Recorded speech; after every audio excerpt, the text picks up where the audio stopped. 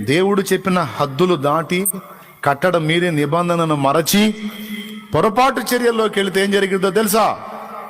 దావీదుకు బలమునిచ్చినటువంటి ఆత్మను దేవుడు తీసేస్తాడు. సౌలుకి ఆగతే పట్టింది.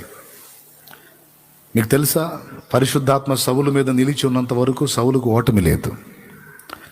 సౌలు ఎప్పుడైతే పరిశుద్ధాత్మని, దేవుని ఆత్మను కోల్పోయాడో ఆ తర్వాత ఫిలిస్తీన్ల చేతుల్లో చచ్చిపోయాడు సౌలు.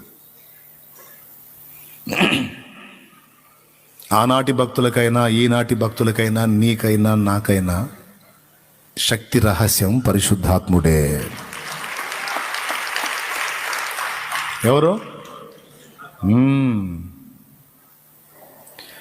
పరిమళించెనే నా సాక్ష జీవితము, పరిశుద్ధాత్ముడు నన్ను